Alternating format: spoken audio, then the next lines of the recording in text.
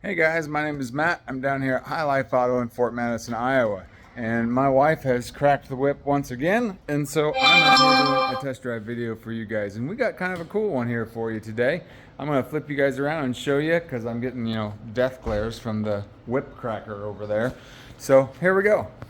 This is our 2015 electric golf cart, also known as a Nissan Leaf.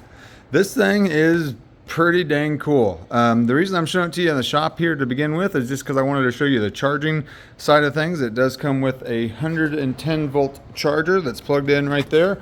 You can see that it is actively charging. Got your green and orange light on. This one I had charged overnight and I drove it to work. I had this thing out driving for about 45 minutes to an hour, and it only lost 20 miles on the charge. Part of the reason that we were drawn to this, you can see the lights blinking in the windshield. That's just telling you when it's fully charged. But part of the reason I was drawn to this one is just because the battery life meter gauge looks like this battery has been replaced probably within the last, I don't know, maybe 1,000 to 10,000 miles. I guess I'm not really sure how to tell how long ago they were replaced. But let me explain to you what I'm talking about so that you guys can understand a little better. Let me get the dash to light up here. Oh, silly keys and batteries and all that nonsense. All right, there we go. Okay, so you see over there on the 57, there are actually two gauges right there. And again, miles on these cars don't really matter. That is like extremely high miles. Like anything over 30,000 miles is considered high on these cars. But what matters, in my opinion, is this over here. So the 57 and those big gauges, that tells you how much life is left on your tank, you would say. Like if you went up and filled it out with gas, they would tell you how many miles are left on your tank. And that's that gauge. And when they came out from the factory, they were 85 miles on the tank. That's what a brand new battery would get you. They're like a 24 kilowatt battery. Obviously they diminish over time, and that's what this other gauge over here on the side's for. It has a 1 on the top and a 0 on the bottom.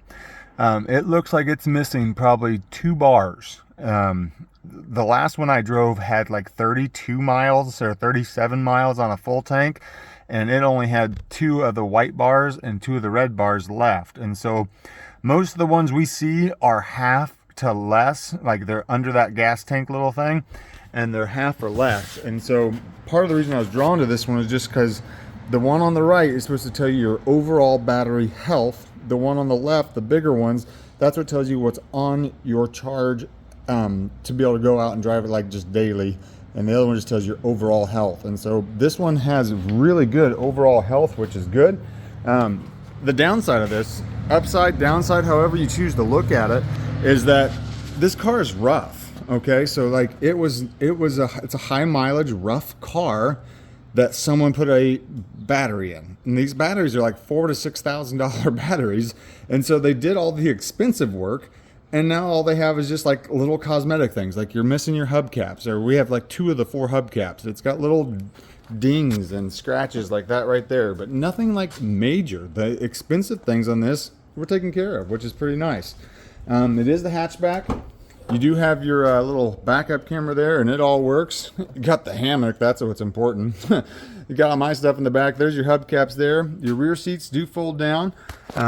Just pull this little lever here and they'll fold down. The battery is actually underneath this. It's attached to the frame of the car, so you don't have to worry about losing space in your cab like some of the hybrids do. Interiors, it's in pretty good shape. I got my jump pack over there just in case I needed it. Just got it home. This was our first test drive on it last night, and everything held charge just the way it should. No issues there. But overall, like I said, guys, it's pretty decent shape. Looking at the tires, tires are pretty decent on the rear one there. The front one over here, there's your tread bar. It's not a lot of tread, but there's some. As far as the plugins go, you got your big one here on the side. This is your 460 charger, your big boy charger. And then this is where your level 1 and level 2 charger goes over here on this side. I'll pop the hood for you here in a second. Tire on the driver's side front, that's not too great either. And then the rear one's not too great. So really you have one good tire and then you have three very subpar tires. As far as, I'll show you under the hood first, and then we'll get in the car and kind of show you things there. But this thing is kind of unique because it looks very much just like a car engine would look. See if I can figure out how to pop this thing. Here we go. So it looks very much just like a car engine. You got like what would look like a radiator reservoir tank. You got your fans down below. You got your 12-volt battery, your braking system. As far as the brakes and suspension goes, it's a typical car. You got your CV axles, your wheel bearings, your brake pads, all that kind of stuff. But then you just have this electric motor hooked up to what I think is a CVT transmission down there. Maybe it's not, maybe it's just an electric motor without a transmission. I'm not 100% sure how this setup works. But you see these orange wires here, they eventually work their way back and go down through the back like where a drive shaft or transmission would be. And your hybrid battery actually just sits right underneath the driver to passenger's rear seats, right in that area is where they bolt to the frame. They do have electric air conditioning. It's not belt driven, so I don't know exactly how that system works, but it does get cold. It does work. I don't see any belts or anything that would operate, you know, a pulley system, so I don't know how the air conditioning works, but it does work. It gets cold, it gets warm. It's got heated seats, all that kind of stuff. I'm gonna go ahead and unplug up here and get in and take you for a drive. Now I was telling Miriam too, I don't know if this is how they just were or if they are off a little bit, just how it kind of sits up there. This one does have like a structural announcement as far as, we'll show you in the pictures on our website at highlifeauto.com. But underneath, you can tell where someone strapped it down like a tow hook on a trailer, and it kind of pulled the frame a little bit, and they strapped down to the wrong part, and so it didn't really affect it as far as the frame goes, but it does get an announcement like on Carfax or Auto Check. So inside the cab, we got, so you got your backup camera. I guess I better start the car first. Okay, I think that got things started. There's your proper English for the day. Okay, so yeah, you do have your backup camera. It's kind of a smaller system, but it does work pretty good. You got your shifter down here. You push for park. If your foot's on the brake, you go up and up for reverse, down for drive. You got down here, I got my code reader. Right now, I think the only code we're pulling is you got your tire pressure light, which I think it's just missing sensors because all the tire pressures are right around 40 psi. But you got heated seats down here for both front and rear, and then you also got another heated seat thing right here for your back side if you want that. Speaking of heated, you have a heated steering wheel. You got your, I think this is the charge off button. This is, I don't know what that is, auto or lock. I think that has something to do with the door. As far as the fuel door, when you push this, it pops the fuel door. Traction control, and then this is for all your different screen settings that you have for up here to tell you how long you have till a charge, your average economy, percentage of battery life left on your tank, average speed, distance, then your settings. Like I said, the air and everything, all that kind of works right there. All this works up above here. So it started, guys. You can hear the engine roaring, so I'm going to go ahead and take you for a drive. Throw that thing there in reverse, and we're going to scoot on out of here. On the steering wheel, this thing even this thing even beeps when you back up. It's kind of like me. I tend to beep when I back up too, but what's really cool about this thing is that the eco mode is supposed to help you get better like fuel economy and stuff. And when you turn that eco mode off, this thing, it gets it. I mean, it goes pretty good. I let it charge up overnight. We got up to 67 miles on that tank, and like I said, I drove it for quite a while today, and it didn't diminish or anything. It did really good as far as that goes. Trying to get you to the point where you can see everything. There's not really a tach meter to watch, so really you only got speed to watch as far as your gauges go. good acceleration. All you hear is a whine. I mean, it doesn't rev, it doesn't do anything. You just hear a little bit of a whine. I mean, yeah, we're already going 55 and we're going up a hill here, and so it is kind of putting a load. Pull my window up, make sure you guys can hear me okay. I was telling you, like, the gauges, you don't really have much to watch. Really, the only thing you have right here, this would be like your tach meter, I guess you would say. It tells you how much battery you're using, like, in the moment. So if I, like, floor it, oh, okay, so that's one thing we do need to talk about. I'll bring that up here in a second. If you floor it, like, there you go. That's max power right there. And it's, like I said, it's accelerating quite well for going up a hill, especially. But then when I let off the gas, you see the green on this side, and when I hit the brake a little bit, you'll see the green even advance even more. What that does is it's the regen on your motor, and so it'll actually regen your battery and start charging your battery while you're driving, which is kind of a nice feature for an electric car that doesn't have a backup motor. You know, it makes it kind of nice. It makes your battery last a little bit better. So when you let off on the gas pedal, when you coast, or when you apply the brakes, it will start charging that battery back up for you. Now, it caught it on video there. You saw the like traction control light flicker, and you heard a little bit of a vibration in the video.